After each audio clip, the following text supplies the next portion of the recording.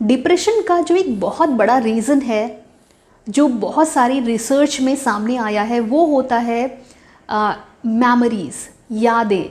मतलब किसी एक पर्टिकुलर इंसान या किसी सिचुएशन या किसी माहौल की एक ऐसी याद जो आपके अंदर इस तरीके से समा जाती है कि आप उससे निकल नहीं पा रहे होते। मतलब सोते जागते 24/7 आप उसी एक इंसान के बारे में सोच रहे हैं, और आप अच्छी चीज़ें तो सोच ही रहे हैं और एक गिल्ट है कि वो अच्छी चीज़ें अब मेरे साथ नहीं है, और बुरी चीज़ें भी सोच रहे हैं कि वो मेरे साथ जो हुआ वो क्यों हुआ। तो ये दोनों ही चीज़ें सोच सोच कर सिर्फ आप डिप्रेशन की ओर बढ़ते जाते हैं, सल्यूशन आपको कुछ नहीं मिलता। इस चीज़ से आपको निकलना कैसे है? देखिए, यादों से निकलना बिल्कुल वैसे ही है जैसे किसी ने किसी मछली को पानी से निकाल दिया हो। क्योंकि कहने को वो जो इंसान डिप्रेशन में है ना, मेडिकल कंडीशन में है ना, वो उसी याद के पानी में गोते लगा रहा है। कहीं ना कहीं जो अच्छी यादें हैं वो उसको सुकून दे रही हैं, जो बुरी यादें हैं उससे वो कचोट रहा है, लेकिन वो खुद नहीं निकलना चाहता। अगर वो खुद निकलना चाहे तो शायद निकल भी जाए, बट वो खुद निकलना नहीं चाहता। बट निकलना ज़रूरी इसलिए है क्योंकि उन यादों में रहने से कोई फ़ायदा नहीं है। अगर आप पास्ट में ही रहेंगे तो फ्यूचर नहीं बना पाएंगे, अपना प्रेजेंट आप अच्छा नहीं कर पाएंगे। इसलिए ज़रूरी होता है कि आप उन सारी यादों से जो आप किसी काम की नहीं हैं, आपको निकलना चाहिए। बहुत से लोग निकलना भी चाहते हैं बट निकल नहीं पाते क्योंकि उनको कोई टेक्निक नहीं पता है, उनको कोई समझाने वाला नहीं है। तो आज हम आपको यही कुछ बताने वाले हैं अपने इस वीडियो में कि कैसे आपको क्या करना है और कैसे आपको उन यादों से पीछा छुड़ाना है और निकलना है। तो नमस्कार, मैं हूँ शिखा, मैं हूँ एक काउंसलर, रिलेशनशिप एडवाइज़र, आपकी कोच, आपकी होस्ट और आपकी दोस्त। देखिए, सबसे पहली बात कि वो जो मेमोरीज़ आपके दिमाग में चल रही हैं, वो सारी मेमोरीज़ उस इंसान की हो सकती हैं जो आपकी लाइफ में अब नहीं है। तो बहुत ईमानदारी से सबसे पहला सवाल आप खुद से ये करिए कि क्या वो इंसान आपको अपनी लाइफ में दोबारा चाहिए? हो सकता है कि जवाब हो हाँ। दूसरा सवाल खुद से ये करिए कि क्यों, वो आपको अपनी लाइफ में दोबारा क्यों चाहिए? हो सकता है आपका कोई एक पर्टिकुलर रीज़न हो। तीसरा सवाल आपको आपसे ये करना है कि उसके आ जाने से आपको क्या हासिल होगा, उसके आ जाने से आपके जीवन में क्या बदलाव आएगा, आप उसके आ जाने से क्या आपका जीवन खुश हो पाएगा। ये एक सवाल आपको आपका जवाब दे जाएगा। क्योंकि जो इंसान आपसे दूर गया है, या तो वो विलिंगली गया है, मतलब चाह करके गया है, उसका मन था, रीज़न था उसका, वो चला गया है, तो उसके वापस आने का कोई फ़ायदा नहीं क्योंकि वो नहीं आना चाहता। जो इंसान नहीं आना चाहता उसको आप ज़बरदस्ती ला करके क्या खुश हो पाएंगे? नहीं हो पाएंगे। जिस तरीके से आपको कोई ज़बरदस्ती खाना नहीं खिला सकता, आपको कोई ज़बरदस्ती कोई काम नहीं करा सकता, आपको कोई ज़बरदस्ती ये नहीं कह सकता कि जाओ घूम के आओ, जाओ, आपका मन नहीं है, नहीं हो सकता ना कुछ चीज़ ज़बरदस्ती। तो उस चीज़ में आपको खुशी मिल कैसे सकती है? और जो चीज़ आपको खुशी नहीं दे सकती, उन यादों में गोते मारने का क्या फ़ायदा? तो उन यादों से निकलना ही निकलना है, बस ठान लीजिए। अब वो सुनिए कि आपको निकलना कैसे है। देखिए, जो यादें आपको हॉन्ट कर रही हैं, जिनसे आप परेशान हैं, सबसे बड़ी बात ये होती है जब किसी मेमोरी को आपको हटाना है, किसी याद को हटाना है, उसकी जगह आपको किसी एक और याद को देनी होगी या किसी एक ऐसी खूबसूरत चीज़ को देनी होगी जिसके आने से वो यादें फेड हो पाएँ। और वो ऐसी चीज़ होनी चाहिए जो आपके दिमाग में आए, जो कि परमानेंट हो, जिसके बारे में आप बहुत सोचो, सोचते रहो। जैसे उन यादों में आप खो गए, ऐसी कोई चीज़ को आप अपनी लाइफ में शामिल करिए जिसमें आप खो जाएं। सबसे बड़ी बात जो है, आप ये सोचिए कि दुनिया में ऐसे कितने लोग हैं जो न जाने कितने सालों पहले चले गए, लेकिन आज भी उनको याद किया जाता है।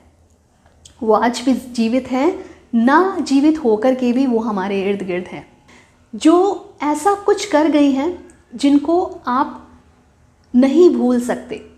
और ऐसा नहीं है कि उन्होंने किसी को कंपेल किया, उन्होंने ये नहीं कहा कि देखो मैं जा रहा हूँ लेकिन मेरे जाने के बाद भी मुझे याद करना, देखो मैं ऐसा हूँ, मुझे तुम रेस्पेक्ट देना। नहीं, किसी को कहकर आप रेस्पेक्ट हासिल नहीं कर सकते। आपके कर्म ऐसे होने चाहिए कि अगला विवश हो जाए, कंपेल हो जाए कि वो आपको रेस्पेक्ट ऑटोमेटिकली दे, आपको रेस्पेक्ट करवानी ना पड़े। तो ऐसे बहुत सारी चीज़ें हैं जिनको आप लोग हैं जिनको आप पढ़ सकते हैं, जिनके बारे में आप जानकारी ले सकते हैं। एक चीज़ आपको करनी है, वो ये करनी है, अपने अंदर एक ऐसी प्यास जगाइए लर्निंग की, नॉलेज की। मतलब अगर कुछ हुआ तो उसके पीछे रीज़न ढूंढने का। एक राइटर हैं जो डिस्पेंजा, उनको आप ज़रूर पढ़ें और उनको आप कभी आप सर्च करिएगा उनके बारे में। मुझे लगता है कि वो जो कुछ उन्होंने लिखा है वो लाइफ में रियल में होता है। वो चीज़ें जो आप सोचते हो वो आपकी लाइफ में रियल में होती हैं, इसलिए वही सोचो जो आप चाहते हो, जो आप अचीव करना चाहते हो आप वही सोचो।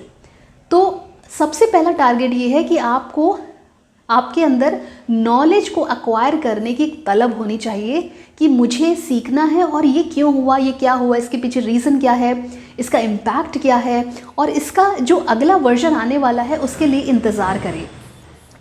नॉलेज एक ऐसी चीज़ है, भले वो किसी एक महान पर्सनैलिटी की लिखी हुई बुक हो, उनका जीवन हो, आप देखेंगे कि उन्होंने ज़ीरो से शुरुआत करी, ना कभी अपना कोई एडवर्टिज़मेंट किया, और उनके जाने के बाद उनका एडवर्टिज़मेंट खुद हो रहा है क्योंकि उन्होंने अपनी लाइफ में ऐसा कुछ कर रखा है। उनको ऐसे लोगों को पढ़ने के बाद आप ये जानेंगे कि लाइफ में केवल एक इंसान के पीछे पड़े रहने से या केवल एक इंसान को सोचने से आप कुछ हासिल नहीं कर पाएंगे, इनफैक्ट आप गवाही देंगे। तो ये ज़रूरी नहीं है कि एक साइंस ही ऐसा फील्ड हो, बहुत सारी ऐसी फील्ड्स हो सकती हैं। तो लर्निंग की पावर, लर्निंग की जो तलब है वो आपको बढ़ानी होगी अगर आप किसी भी इंसान को भूलना चाहते हैं, किसी भी सिचुएशन को भूलना चाहते हैं। अगर आपको इन सब चीज़ों में इंटरेस्ट नहीं है, गालिब को पढ़िए। गालिब ने तो प्यार मोहब्बत में कितना कुछ लिख दिया। गालिब ने तो इतना कुछ लिख दिया कि जिसे पढ़ने मात्र से ही ऐसा लगता है कि ये शायद मेरी ज़िंदगी का एक चैप्टर उन्होंने शायद अपने मुंह से कह दिया। एक बहुत खूबसूरत लाइन उन्होंने लिखी है कि वो देर से आए तो हमें फ़िक्र हुई, वो देर से आए तो हमें फ़िक्र हुई, और हम देर से आए तो उन्हें शक हुआ। इस लाइन की गहराई एक वो इंसान ज़रूर समझ सकता है जिसको उसके पार्टनर ने शायद कभी समझा ही नहीं, जिसको शायद रिश्ते में कभी वो अटैचमेंट नहीं मिला, इनफैक्ट डाउट्स ही डाउट्स मिली। तो अपने इंटरेस्ट के अकॉर्डिंग आप एक इंसान को चुनिए, उसके बारे में पढ़िए, नॉलेज की तलब को बढ़ाइए, और आप यकीन मानिए जिस दिन आपके अंदर नॉलेज के प्रति तलब हो गई ना, उस दिन दुनिया का कोई भी चीज़ आपके दिमाग पर हावी नहीं हो सकता, क्योंकि नॉलेज एक ऐसा समंदर है जो कभी ख़त्म नहीं होता।